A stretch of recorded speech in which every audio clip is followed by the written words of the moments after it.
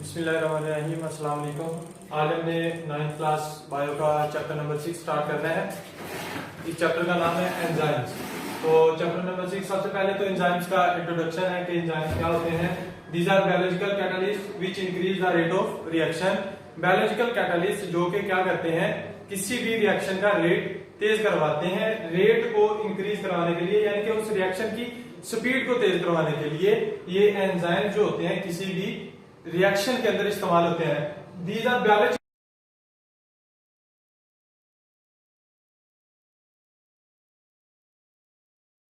Catalyst. जब biological catalyst increase the rate of reaction, इसके बाद रिएक्शंस कौन से हैं।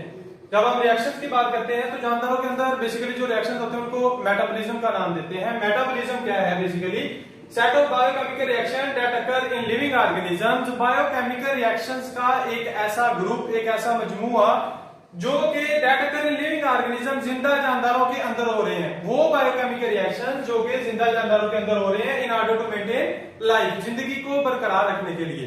जिंदगी को बरकरार रखने के लिए जिंदा जानदारों के अंदर जो बायोकेमिकल रिएक्शन हो रहे हैं उनके मजमूए को, उनके ग्रुप को हम क्या कहते हैं? मेटाबॉलिज्म। मेटाबॉलिज्म की फर्दर टू टाइप्स हैं, anabolism and catabolism. Anabolism and catabolism. Anabolism are biochemical reaction in which smaller molecules combine to synthesize a larger molecule. Smaller molecule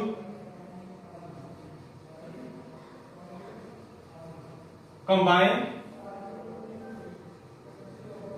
to form or synthesize larger molecule.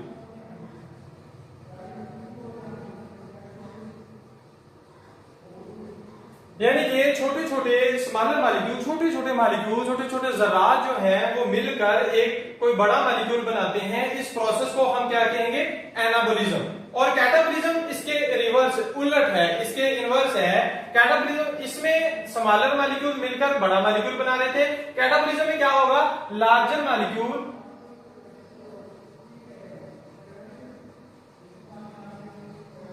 Break down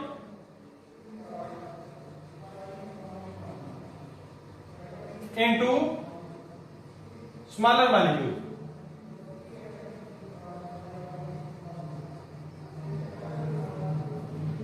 हाँ जी, anabolism and catabolism. Anabolism में क्या हो रहा था? Smaller molecules combine to form और to synthesize a larger molecule. छोटे छोटे मॉलिक्यूल जो है वो इकट्ठे होते हैं किस मकसद के लिए? एक बड़ा मॉलिक्यूल बनाने के लिए। और दूसरी तरफ जो कैटाबॉलिज्म है उसमें लार्जर मॉलिक्यूल जो है उसकी ब्रेकडाउन होती है, वो टूटता है किस मकसद के लिए? ताकि उससे छोटे छोटे मॉलिक्यूल दोबारा से बनाए जाए। एनाबॉलिक प्रोसेस जो है इसमें एनर्जी यूटिलाइज होती है, एनर्जी यूटिलाइज। और कैटाबॉलिक प्रोसेस जो है इसमें एनर्जी गेन होती है, एनर्जी गेन यानी कि एनर्जी हासिल होती है। एनाबॉलिक प्रोसेस में एनर्जी यूटिलाइज होती है। फॉर एग्जांपल हम कोई भी चीज बनाते हैं, किसी चीज को बनाने के लिए हम उसके ऊपर उसके मॉलिक्यूल, फॉर एग्जांपल हम एक दीवार बनाना चाह रहे हैं तो इस दीवार को बनाने के लिए हमें सीमेंट वगैरह, ईंटें वगैरह जो है ये चीजें दरकार है। ये है हमारे पास स्मॉलर मॉलिक्यूल। जब ये छोटे छोटे मॉलिक्यूल्स को हम इकट्ठा, इनके ऊपर हम एनर्जी लगा रहे होते हैं, इन छोटे छोटे मॉलिक्यूल्स को इकट्ठा करके एक बड़ा मॉलिक्यूल, एक दीवार हमारे पास फॉर एग्जांपल बनेगी। इसी तरह बॉडी के अंदर छोटे छोटे मॉलिक्यूल जो हैं वो इकट्ठे होते हैं। जब उनको इकट्ठा किया जाता है बड़ा मॉलिक्यूल बनाने के लिए तो उन मॉलिक्यूल्स के ऊपर एनर्जी जो है वो इन्वेस्ट होती है, एनर्जी जो है वो यूटिलाइज होती है, एनर्जी इस्तेमाल होती है। दूसरी तरफ जब हम कैटाबॉलिज्म की बात करते हैं उसके अंदर आ जाता है लार्जर मॉलिक्यूल टूटते हैं। जब कोई चीज टूटती है तो उसमें से एनर्जी जो है वो रिलीज होती है, एनर्जी उसमें से हासिल होती है। यानी कि एनाबॉलिक प्रोसेस वो होते हैं जिसमें smaller molecule combine to form और सिंथेसिस लार्जर मॉलिक्यूल, यानी कि छोटे मॉलिक्यूल जो हैं वो मिलते हैं, वो आपस में इकट्ठे होते हैं किस मकसद के लिए? ताकि एक बड़ा मॉलिक्यूल बनाया जा सके। और इस मकसद प्रोसेस के दौरान एनर्जी जो है वो इस्तेमाल होती है। कैटाबॉलिज्म ऐसा प्रोसेस होता है जिसमें लार्जर मॉलिक्यूल टूटते हैं, लार्जर मॉलिक्यूल की ब्रेक डाउन होती है किसमें? स्मॉलर मॉलिक्यूल्स में, और एनर्जी जो है इस मकसद के लिए इससे एनर्जी जो है इस प्रोसेस से हासिल होती है, एनर्जी गेन होती है।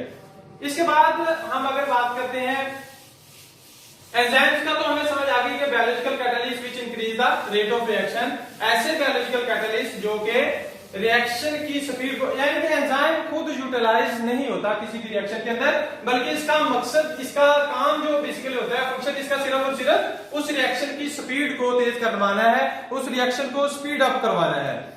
हाँ जी, दूसरी तरफ अगर हम बात करें दो चीजें मजीद, substrate and product. Substrate those molecules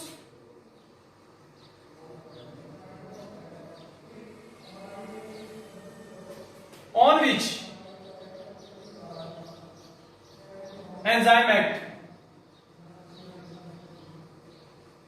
ऐसे मॉलिक्यूल जिनके ऊपर एंजाइम अपना असर शो करते हैं। किस मकसद के लिए असर शो करते हैं? ताकि उनको, उनसे प्रोडक्ट्स हासिल की जाए, सबस्ट्रेट, और इन सबस्ट्रेट से हासिल क्या होता है उसको कहते हैं product. Enzymes convert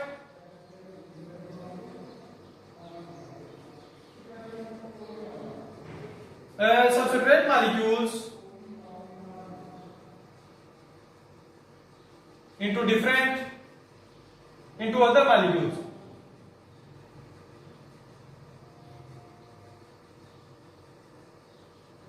These molecules are known as products, यानी कि सबसे पहले those molecules on which enzyme act, enzyme जिस मॉलिक्यूल के ऊपर अपना असर शो करता है उस मॉलिक्यूल को हम क्या कहेंगे? सबस्ट्रेट। जब वो उस मॉलिक्यूल के ऊपर एंजाइम अपना असर शो करता है, उस मॉलिक्यूल्स की ब्रेकडाउन हो जाती है, कैटाबॉलिक प्रोसेस हो जाता है।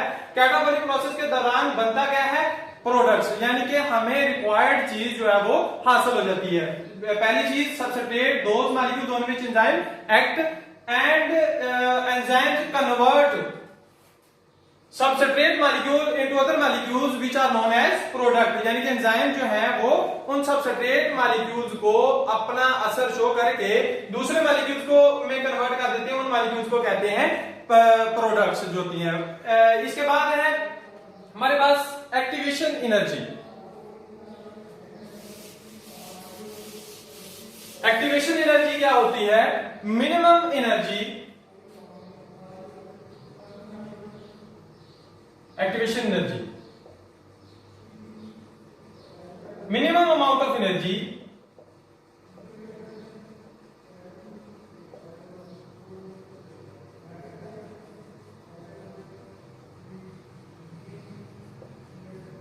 which is required